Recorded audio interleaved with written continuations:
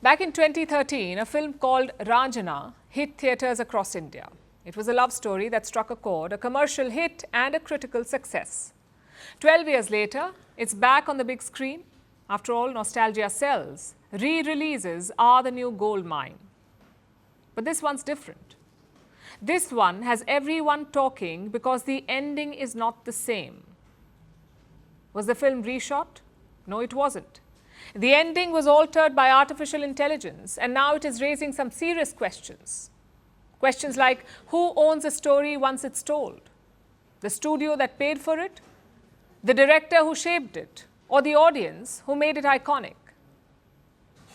And this has made the film Raanjhanaa the ground zero for a bigger war in the industry between creative freedom and artificial intelligence. And tonight we'll break down this debate for you. First, what is the new ending? In the original film, the protagonist dies. He sacrifices himself for love. It was meant to break hearts. In the AI-altered version, the protagonist lives. He wakes up in bed and life goes on. So the ending is now hopeful and synthetic.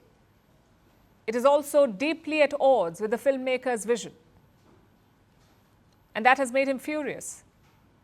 Director Anand has called it a betrayal, almost like a reckless takeover. Actor Dhanush, who played the protagonist, is also enraged. He says this strips the film of its soul. So they're now exploring legal action. Against whom?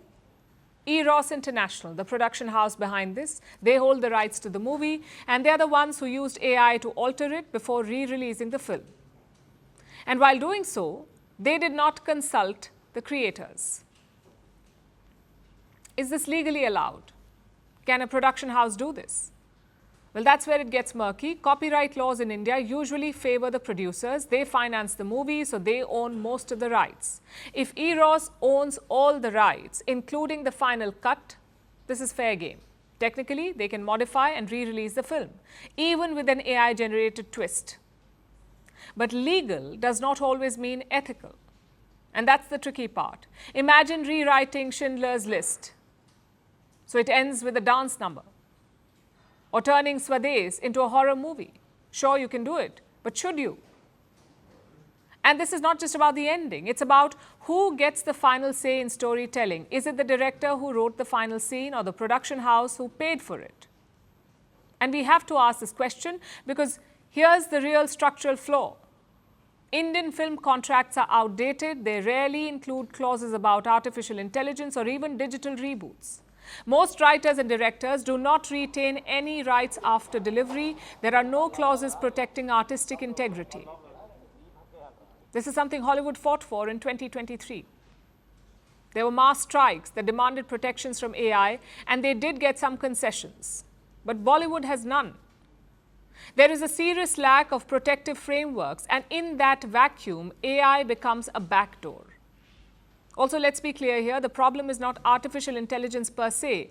AI can restore footage, it can clean audio, it can even imagine alternate endings. In the right hands, it could be a great tool. The problem is how we are using it. When it's used to rewrite a film without consent, it becomes a threat. So what's the way out? Update contracts urgently. Every deal must include clauses about AI use, moral rights, and creator consent. And artists need more say. They should have a voice, maybe a platform to push their case. Because AI is not going away, the only way to stay ahead of it is to adapt with it. Not by rewriting movie endings in secret, but by rewriting the rules.